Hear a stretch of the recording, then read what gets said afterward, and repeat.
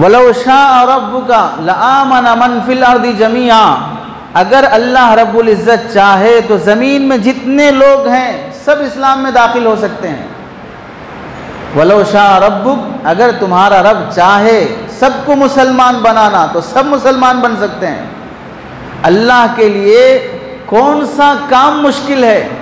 زمین بنانے والے کے لیے، آسمان بنانے والے کے لیے، چاند سورج بنانے والے کے لیے 10 پاؤنڈ کا کرونا وائرس لا کر پوری دنیا کو ہلا دینے والا رب، تڑپ رہی ہے دنیا، پوری دنیا کے وائرس کو جمع کیا جائے تو 10 پاؤنڈ سے زیادہ نہیں ہوگا، لیکن ترس رہے ہیں علاج کی خاطر، سمجھ میں نہیں آ رہا ہے۔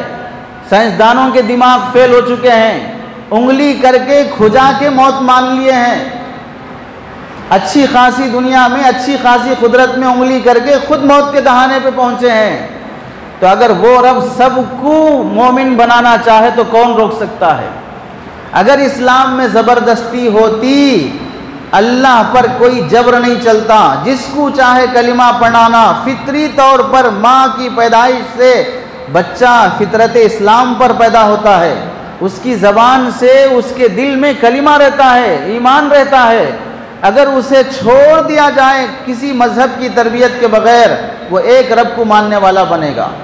لیکن فَأَبَوَاهُ يُحَوِّدَانِهِ أَوْ يُنَصِّرَانِهِ أَوْ يُمَجِّسَانِهِ، ماں باپ یہودی ہوتے ہیں تو بچہ بھی یہودی بنتا ہے، ماں باپ عیسائی ہوتے ہیں تو بچہ بھی عیسائی بنتا ہے، ماں باپ نصرانی ہوتے ہیں یا غیر مسلم ہوتے ہیں تو بچہ بھی وہ بنتا ہے، لیکن فطرت میں اللہ نے اسے ایمان دے کے پیدا کیا ہے۔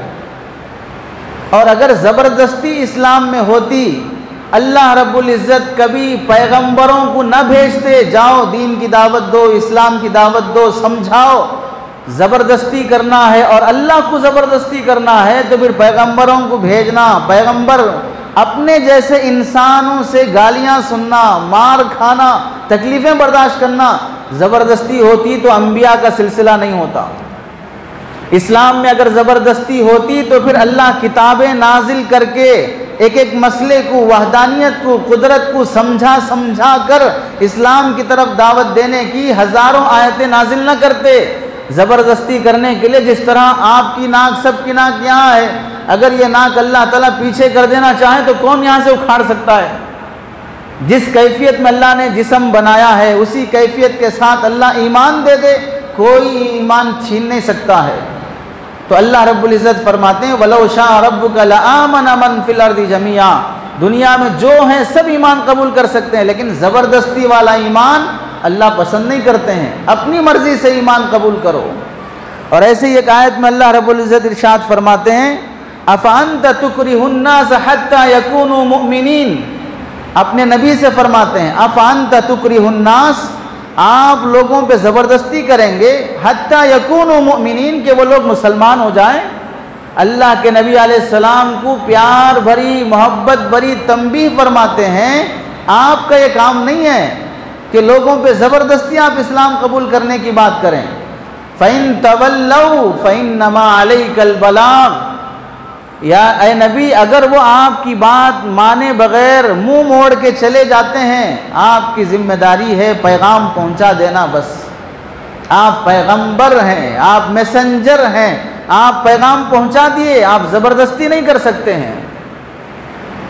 اور ایک آیت میں اللہ رب العزت ارشاد فرماتے ہیں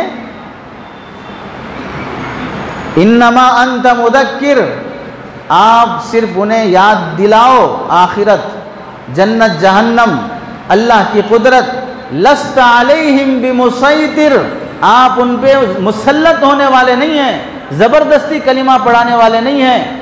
ان تمام آیتوں میں صاف اللہ رب العزت ارشاد فرماتے ہیں کہ اسلام میں زبردستی کلمہ پڑھنے کا معاملہ ہی نہیں ہے، زبردستی والا کلمہ اور اسلام قبول ہی نہیں ہے۔